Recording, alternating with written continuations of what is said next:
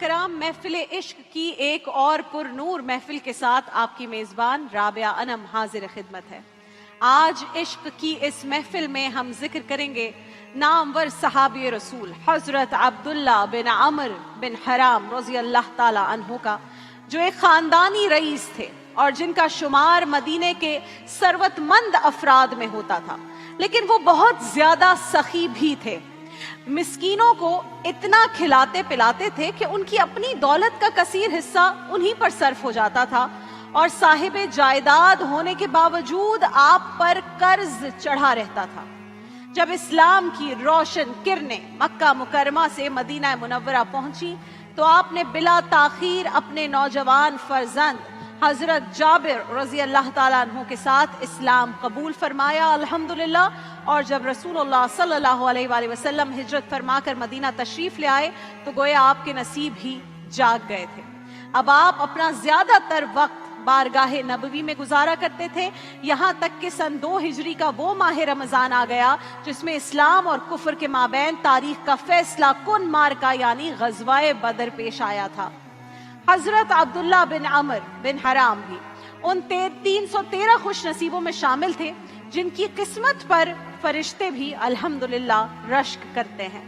شہادت تو ہمیشہ سے آپ کی آرزو تھی اور آپ ہمیشہ شہادت کی جستجو میں ہی رہتے تھے۔ غزوہ بدر میں آپ نے شجاعت کے بھرپور جوہر دکھائے، مگر شہادت کی منزل ابھی آپ سے ذرا دور تھی اور احد میں آپ کی راہ دیکھ رہی تھی۔ غزوہ احد سے چند روز پہلے رات کو آپ نے خواب میں غزوہ بدر کے شہید ہونے والے اپنے بہت قریبی دوست حضرت مبشر بن عبد المنذر رضی اللہ تعالیٰ عنہ کو دیکھا، جو انہیں اپنی جانب بلا رہے تھے۔ آپ فوراً بیدار ہو گئے اور آپ کو پورا یقین ہو گیا کہ شہادت کی منزل قریب آ گئی ہے۔ آپ کو شہادت سے قبل 2 فکرات دامنگیر تھی۔ ایک تو یہ کہ آپ کی 9 بیٹیاں تھیں، جن میں سے 6 بیٹیاں تو ابھی بہت کم سن تھیں، اور بیٹا آپ کا صرف ایک تھا یعنی حضرت جابر رضی اللہ تعالیٰ عنہ۔ اگر وہ بھی لڑائی میں شریک ہو جاتے، غزوے میں شریک ہو جاتے، تو گھر میں پھر آپ کو یہ فکر تھی کہ صرف بیٹیاں رہ جاتی۔ اس لیے انہوں نے اپنے فرزند حضرت جابر کو اپنی بہنوں کی کفالت کے لیے مدینے میں ہی رکنے کی ہدایت کی۔ دوسری فکر حضرت عبداللہ بن عمر بن حرام کو یہ تھی کہ آپ کی بے پناہ سخاوت کی وجہ سے آپ پر بہت سا قرض چڑھا ہوا تھا، لہٰذا غزوہ احد سے 1 رات پہلے انہوں نے اپنے نوجوان فرزند حضرت جابر رضی اللہ تعالیٰ عنہ کو بلا کر فرمایا کہ بیٹا، میرا دل کہہ رہا ہے کہ اس غزوے میں، اس لڑائی میں مجھے شہادت نصیب ہوگی، اور انشاءاللہ نبی اکرم کے صحابہ میں سب سے پہلا شہید میں ہوں گا۔ غور سے سنو، میں تمہیں وصیت کرتا ہوں کہ تم گھر پر رہ کر اپنی بہنوں کی اچھی طرح کفالت کرنا، اور مجھ پر جو قرض ہو وہ ضرور ادا کر دینا۔ حضرت جابر نے اپنے والد کو پھر اسی وقت یقین دلایا کہ بابا جان، آپ بے فکر رہیں، آپ کا بیٹا آپ کا قرض بھی چکائے گا اور بہنوں کی کفالت کا حق بھی پوری طرح ادا کرے گا۔ بیٹے کی یہ بات سن کر حضرت عبداللہ نے ان کا ماتھا چوما اور بےتابی سے اب صبح کا انتظار کرنے لگے۔ اتنا شوق شہادت، اتنا عشق رسول، کیونکہ یہ وہ صبح تھی کہ جب احد کا معرکہ برپا ہونا تھا۔ یہ وہ صبح تھی جس کی آپ مدت سے انتظار کر رہے تھے۔ جنگ کا آغاز ہوتا ہے۔ حضرت عبداللہ بن عمر بن حرام ہر شے سے بے نیاز ہو کر مشرکوں کو قہر خداوندی بن کر ان پر ٹوٹ پڑے اور بہت سے کافروں کو جہنم رسید کر دیا۔ حضرت عبداللہ بڑی بہادری کے ساتھ داد شجاعت میں مصروف تھے کہ مشرکوں نے، بدبختوں نے آپ کے دائیں بازو پر ایسا کاری وار کیا کہ آپ کا بازو کٹ گیا، اور بتایا جاتا ہے کہ صرف ایک نس سے وہ بازو لٹکا ہوا تھا۔ اسی عالم میں کسی نے یہ افواہ پھیلا دی کہ خدا نہ خواستہ اللہ کے نبی شہید ہو گئے ہیں۔ اب آپ سچے اور پکے عاشق رسول یہ خبر سن کر اپنا درد بھول گئے۔ حضرت عبداللہ ایک دم اٹھ کر کھڑے ہو گئے، اِنَّا لِلَّهِ وَإِنَّا إِلَيْهِ رَاجِعُونَ پڑھا، اور بائیں ہاتھ سے اپنے دائیں بازو کو اپنی اس نس سے جس سے وہ لٹکا ہوا تھا उखाड़ कर फेंक दिया और कहा कि अगर अल्लाह के नबी शहीद हो गए हैं तो फिर इसका मतलब यह है कि अब दीन का काम हमारे जिम्मे आ गया है, अल्लाह हमसे बहुत सख्त सवाल करेगा। ये कहकर आपने अपने बाएं हाथ में तलवार थामी और अल्लाह अकबर कहते हुए दुश्मनों पर टूट पड़े, मगर जख्मी बाजू से इस कदर खून बह रहा था कि उसकी वजह से आप गिर गए और फिर उठ ना सके और इसी हालत में जामे शहादत नोश फरमाया और इस तरह आपकी शहादत की देरीना आरज़ू पूरी हो गई। अल्लाहु अकबर। जंग खत्म हुई तो ओहद के मैदान में रसूल अल्लाह के 70 जानिसारों के जस्ते खाकी दूर दूर तक बिखरे हुए थे और इनमें हजरत अब्दुल्ला बिन आमिर बिन हराम का जस्ते अक्तस भी मौजूद था, जिसकी बहुत ही बुरी तरह बेहुरमती की गई थी। लड़ाई खत्म हुई तो मुसलमानों ने लाश पर कपड़ा डाला। जब शोहदा की मैयतें तलाश करते करते हजरत अब्दुल्ला के बेटे हजरत जाबिर वहां पहुंचे तो इसी दौरान हजरत अब्दुल्ला की बहन हजरत हिंद बिनते अमर रजी अल्लाह ताला अन्हा भी वहां पर पहुंच गई। भाई के चेहरे से कपड़ा हटाया तो उनकी बुरीदा लाश देखकर गम से निढाल हो गई, ज़ारो कतार रोने लगी। इतने में रसूल अल्लाह आकाए दो जहां मोहम्मद मुस्तफ़ा सल्लल्लाहु अलैहि वसल्लम तशरीफ ले आए और हजरत अब्दुल्ला की बहन को यूं रोता देखा तो फरमाया, बहन तुम अपने भाई को रो रही हो और मैं देख रहा हूं कि फरिश्तों ने अपने परों से अब्दुल्ला पर साया किया हुआ है। अल्लाहु अकबर, अल्लाहु अकबर। मेरे जनाजे पे रोने वालों परेब में हो बगौर देखो, मेरे जनाजे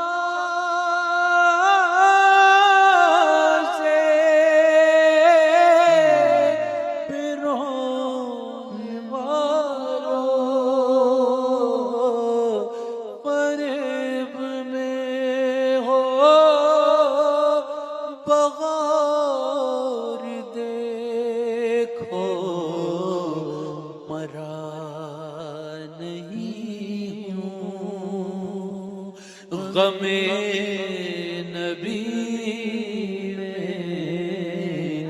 मरा नहीं हूँ गमे नबी में, लिबास हस्ती बदल गया हूँ, मरा नहीं हूँ मेरे जनाजे पे रोने वालों। नबी। नाज़रीन किराम, किस्सा आगे गौर से सुनिएगा। सुनन इब्ने माजा में लिखा है कि रसूल अल्लाह आकाए जहां मोहम्मद मुस्तफ़ा सल्लल्लाहु अलैहि वसल्लम ने जब हजरत जाबिर को अपने बाप से जुदाई के गम में इतना निढाल देखा, इतना रोते हुए देखा तो उन्हें तसल्ली दी और अब रसूल अल्लाह फरमाते हैं, जाबिर अल्लाह ताला ने तुम्हारे वालिद से जो फरमाया है क्या वो मैं तुम्हें ना बताऊं? तो उन्होंने अर्ज किया, क्यों नहीं या रसूल अल्लाह, जरूर बताइए। तो आप सल्लल्लाहु अलैहि वसल्लम ने फरमाया, अल्लाह ने जब भी किसी से बात की है तो पर्दे के पीछे से की है, लेकिन तुम्हारे वालिद से बिला वास्ता कलाम किया है और फरमाया है, ए मेरे बंदे मुझसे अपनी ख्वाहिश का इजहार कर, मैं तुझे अता करूंगा। तो अब्दुल्ला बिन आमिर बिन हराम रज़ी अल्लाह ताला अन्हो ने जो शहीद हो चुके हैं अर्ज किया, अच्छा ए मेरे रब मुझ पर दुनिया में, मुझे फिर से दुनिया में भेज दे ताकि फिर तेरे दुश्मनों से लड़ूं और फिर से शहादत पाऊं। इस पर फिर अल्लाह ने फरमाया, ए मेरे नेक बंदे जो यहाँ आ गया वो दुनिया में दोबारा लौटाया नहीं जाएगा। तो अब्दुल्ला बिन आमिर बिन हराम ने अर्ज किया, तो फिर ए मेरे रब मेरे हाल की खबर मेरे घर वालों तक पहुंचा दे। इस पर यह आयत नाजिल हुई, सूरह आले इमरान की आयत 169, तर्जुमा आपके सामने रखेंगे। और जो लोग अल्लाह की राह में कत्ल किए जाएं انہیں ہرگز مردہ خیال بھی نہ کرنا، بلکہ وہ اپنے رب کے حضور زندہ ہیں اور انہیں جنت کی نعمتوں کا رزق دیا جاتا ہے۔ سبحان اللہ۔ قرآن کریم کی یہ آیات سن کر حضرت جابر رضی اللہ تعالیٰ عنہ بہت پرسکون ہو گئے۔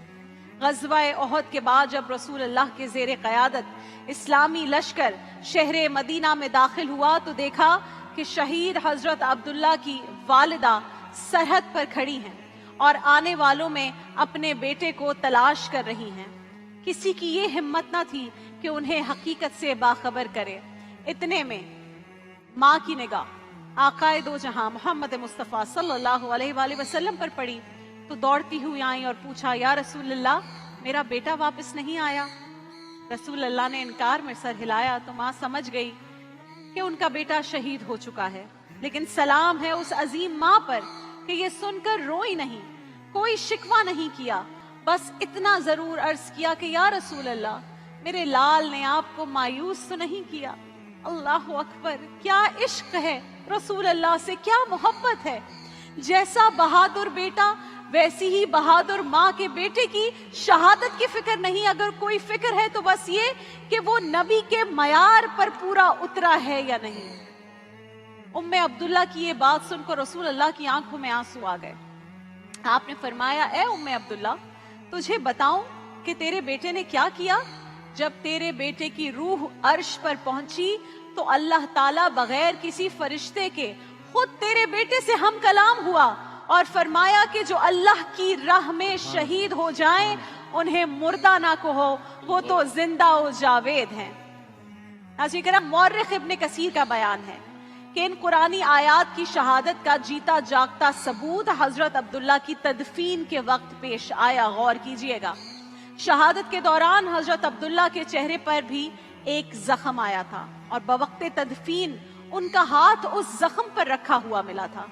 تو کسی نے اس وقت تدفین کے وقت ان کا ہاتھ ہٹایا تو زخم سے خون ٹپکنے لگا، پھر ان کا ہاتھ خود بخود اس زخم پر جا کر ٹک گیا تو وہ خون بند ہو گیا اور دیکھنے والے یہ منظر دیکھ کر حیرت زدہ رہ گئے۔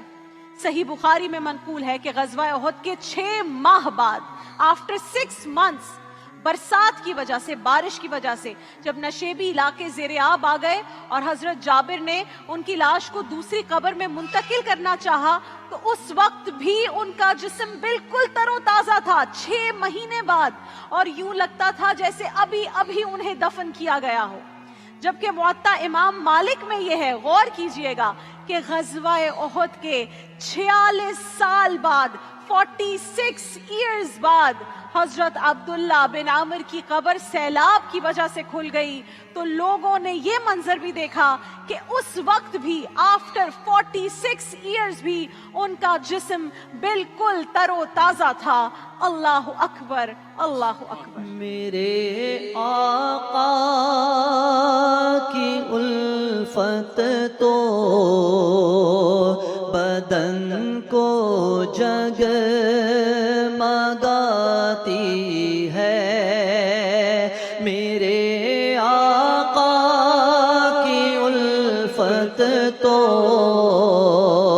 بدن کو جگمگاتی ہے۔ کبھی اہل محمد کا، کبھی اہل محمد کا بدن میلا نہیں ہوتا، کبھی اہل محمد کا بدن میلا نہیں ہوتا، زمین میلی نہیں ہوتی، زمن میلا نہیں ہوتا، محمد کے غلاموں کا کفن میلا میلی نہیں ہوتی، ज़मन मैला नहीं होता, मोहम्मद के गुलामों का कफन मैला नहीं होता। ये तो रसूल अल्लाह से इश्क की दास्तान थी। अब रसूल अल्लाह के मौजज़े की दास्तान सुनिए। हजरत जाबिर रजी अल्लाह ताला अन्हु फरमाते हैं कि अपने वालिद की शहादत के बाद मैं बारगाह नबवी में हाजिर हुआ। याद कीजिए, हमने आगाज में आपको बताया था कि शहादत के शौक में, इश्क रसूल में जब वालिद जा रहे हैं तो बेटे को एक वसीयत करके गए। तो अब बेटे जो हैं वो हाजिर होते हैं रसूल अल्लाह की बारगाह में। अर्ज की कि मेरे वालिद पसमानदगान में 9 बहनें और बहुत सा कर्ज छोड़ गए हैं। उनकी 9 बेटियां थी। तो कहा मेरी बहनों की कफालत मैं कैसे करूं और कर्ज कैसे अदा करूं? रसूल अल्लाह ने पूछा जरिया आमदनी क्या है? कहते हैं मैंने बताया कि कुछ खजूरों के बागात हैं, लेकिन उनमें बहुत कम खजूरें पैदा होती हैं जिनसे अब गुजारा नहीं होता। जब खजूरें पक गईं और उन्हें तोड़ने का वक्त आया तो रसूल अल्लाह सल्लल्लाहु अलैहि वसल्लम तशरीफ ले आए। आपने खजूरों पर हाथ फेरा और बरकत की दुआ फरमाई। रसूल अल्लाह हैं। मौजज़ा सुनिए। हजरत जाबिर रजी अल्लाह ताला अन्हु फरमाते हैं कि एक तो आपकी दुआ का असर, दूसरा आपके दस्ते करम की बरकत। अल्लाह ने उन खजूरों में इतनी बरकत अता फरमाई कि जो कर्ज था वालिद का वो सारा का सारा अदा हो गया, और कर्ज अदा होने के बाद भी इतना माल बच गया कि मैंने उससे तमाम बहनों की कफालत भी की, उनकी शादियां भी की और खुद भी जिंदगी भर उन्हीं खजूरों के बागात की आमदनी से फैज़याब होता रहा। सुभान अल्लाह, सुभान अल्लाह। देखिए महफिल रमज़ान लाइव ट्रांसमिशन रोज़ाना दोपहर 2 बजे से सिर्फ ग्रीन एंटरटेनमेंट पर।